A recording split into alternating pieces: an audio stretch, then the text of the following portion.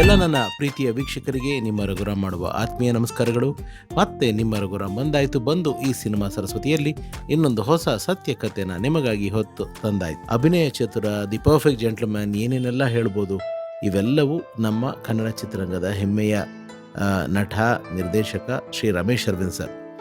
ರಮೇಶ್ ಅರವಿಂದ್ ಸರ್ನ ನಾನು ಅಂದರೆ ನನ್ನ ಚಾನಲ್ನ ಪ್ರಾರಂಭದ ದಿನಗಳಲ್ಲಿ ಒಂದು ಸಂದರ್ಶನ ಮಾಡುವಂಥ ಒಂದು ಗಳಿಗೆ ಕೂಡ ಬಂದಿತ್ತು. ಆವಾಗ ರಮೇಶ್ ಸರ್ದು ಸುಮಾರು ಸಿನಿಮಾಗಳು ಸೀರೀಸಲ್ಲಿ ಹಿಟ್ ಆಗಿತ್ತು. ಅನುರಾಗ ಸಂಗಮ, ನಮ್ಮೂರ ಮಂದಾರ ಹೂವೆ, ಅಮೆರಿಕಾ, ಉಲ್ಟಾ ಪಲ್ಟಾ, ಮದುವೆ, ಹೀಗೆ series of Ramesh sir film super duper hit ಆದಂಥ ಒಂದು ಸಂದರ್ಭ. ಈ ನಮ್ಮ ಬೆಂಗಳೂರು ಮೈಸೂರು ರಸ್ತೆಯಲ್ಲಿ ಈ ಪೆಪ್ಸಿ ಫ್ಯಾಕ್ಟ್ರಿ ಬರುತ್ತೆ. ಆ ಪೆಪ್ಸಿ ಫ್ಯಾಕ್ಟ್ರಿ ಪಕ್ಕನೇ ಪೆಪ್ಸಿ ಹೌಸ್ ಅಂತ ಕರಿತಾ ಇದ್ವಿ. ಅದೊಂದು ಶೂಟಿಂಗ್ ಹೌಸ್ ಆಗಿತ್ತು. ಅಲ್ಲಿ ತುತ್ತಮುತ್ತ ಅನ್ನೋ ಒಂದು ಕನ್ನಡ ಚಿತ್ರದ ಚಿತ್ರೀಕರಣ ನಡೀತಿತ್ತು. ಆ ಲೊಕೇಶನ್ಗೆ ಕ್ಯಾಮ್ರಾ ಜೊತೆಗೆ ಹೋದಾಗ ಅಲ್ಲಿ ನಾನು ರಮೇಶ್ ಸರ್ನ ಸಂದರ್ಶನ ಮಾಡಬೇಕಾದ್ರೆ ಅಷ್ಟು ಸೀರಿಯಸ್ ಆಗಿ ಸಕ್ಸಸ್ ಆದ್ರಲ್ಲ ಸರ್, ನಿಮ್ಮ ಯಶಸ್ಸಿನ ಹಿಂದಿರುವ ಗುಟ್ಟೇನು ಅಂತ ಒಂದು ಪ್ರಶ್ನೆ ಕೇಳಿದೆ. ಅದಕ್ಕೆ ಅವರು ಒಂದು ಸ್ವಲ್ಪ ಸಮಯ ತಗೊಂಡು ಆನ್ಸರ್ ಮಾಡಿದ್ರು. ಒಂದು ಕತೆ ಮೂಲಕ ಇದಕ್ಕೆ ನಾನು ಆನ್ಸರ್ ಮಾಡಲ್ಲ ಸರ್, ಹೇಳಿ ಅಂದರೆ, ಒಂದು ದೊಡ್ಡ ಊರು, ಆ ಊರಿಗೆ ಒಂದು ದೊಡ್ಡ ರಾಜ, ಆ ರಾಜಂದು ದೊಡ್ಡ ಅರಮನೆ, ಒಂದು ಕೋಟೆ. ಆ ಕೋಟೆ ದ್ವಾರಕ್ಕೆ ಇಷ್ಟಪ್ಪ ಬೀಗ ಹಾಕ್ಬಿಡ್ತಾರೆ. ಆ ಬೀಗ ಹಾಕಿ ಆತ ಅಲ್ಲಿ ಒಂದು ಘೋಷಣೆ ಮಾಡ್ತಾರೆ. ಏನಂತ, ಇಲ್ಲಿ ಬೀಗ ಹಾಕಿದ್ದೀನಿ, ಯಾರು ಬೇಕಾದರೆ ಒಳಗಡೆ ಹೋಗಿ ಅದರ ಒಳಗಡೆ ಚಿನ್ನ, ಬೆಳ್ಳಿ, ವಜ್ರ, ವೈಡೂರ್ಯ, ವರಹಗಳು, ಎಲ್ಲ ದುಡ್ಡು ಎಲ್ಲವೂ ಇದೆ. ಯಾರು ಎಷ್ಟು ಬೇಕೋ ಅಷ್ಟು ತಗೊಂಡೋಗ್ಬೇಕು.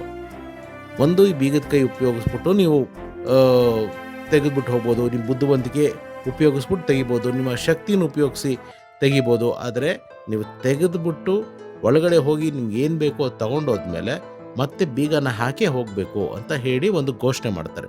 ಸೊ ಇಡೀ ಊರು ಸೇರುತ್ತೆ. ಯಾಕೆಂದರೆ ಎಲ್ಲವೂ ಸಿಗುತ್ತಲ್ಲ, ಏನು ಬೇಕಾದ್ರೂ ಆಗುತ್ತೆ ಅಂತ. ಆ ಸಾಲಿನಲ್ಲಿ ನಾನು ಮೊದಲಿದ್ದೆ ಅಂತ ರಮೇಶ್ ಸರ್ ಹೇಳಿದ್ದು. ಆ ಸಾಲಿನಲ್ಲಿ ನಾನು ಮೊದಲಿದ್ದೆ.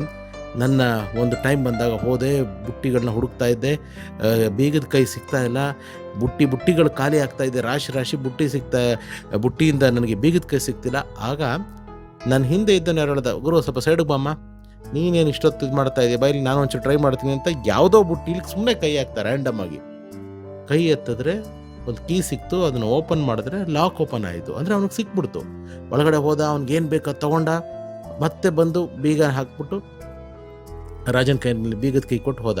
ಮತ್ತೆ ನಾನು ಹುಡ್ಕಕ್ಕೆ ಸ್ಟಾರ್ಟ್ ಮಾಡಿದೆ. ಇನ್ನೊಬ್ಬ ಯಾರೋ ಬಂದ, ಏನಮ್ಮ ಇಷ್ಟು ಟೈಮ್ ತೊಗೊತಿದ್ಯಾ ನೀನು, ಬಾ ಇದನ್ನೆಲ್ಲ ಮಾಡೋಕ್ಕೆ ಇದೆಲ್ಲ ಯಾಕೆ ಬೇಕು ತಡಿ ಅಂದ್ಬಿಟ್ಟು ಒಂದು ಹೇರ್ ಪಿನ್ನಿಂದ ಬೀಗ ಓಪನ್ ಮಾಡ್ದ.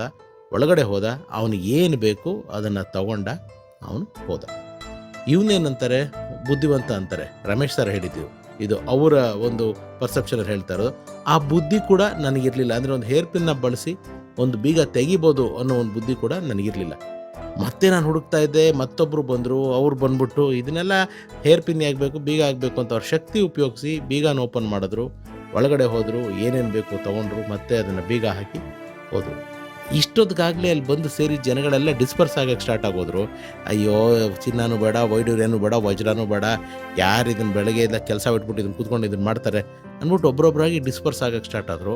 ಆದರೆ ನಾನು ಮಾತ್ರ ಆ ಬೀಗದ ಕೈನ ಹುಡುಕ್ತಾನೇ ಇದ್ದೆ. ಎಲ್ಲೂ ಕೂಡ ಆ ಬೀಗದ ಕೈ ಸಿಕ್ಕಲಿಲ್ಲ ನನಗೆ. ಬುಟ್ಟಿಗಳು ಖಾಲಿ ಆಗ್ತಾಯಿತ್ತು, ಆದರೆ ನನಗೆ ಬೇಕಾದ ಬೀಗದ ಕೈ ಸಿಕ್ಕಲಿಲ್ಲ. ನಾನು ಹುಡುಕೋದನ್ನ ನೋಡಿ ಆ ರಾಜ ಬಂದ್ಬಿಟ್ಟು, ತಗೋ ಇದೆ ಆ ಬೀಗದ ಕೈ ಅಂತ ಹೇಳಿ ಕೊಟ್ಟರು. ಒಳಗಡೆ ಹೋದೆ. ಅದೇ ಈ ಸಕ್ಸಸ್ಸು. ಅಂದರೆ ತಾಳ್ಮೆ, ಪೇಷನ್ಸ್ ಅನ್ನೋದೊಂದು ಇದ್ದರೆ ಮನುಷ್ಯನಿಗೆ ಲೈಫಲ್ಲಿ ಏನು ಬೇಕಾದ್ರೂ ಸಾಧಿಸ್ಬೋದು.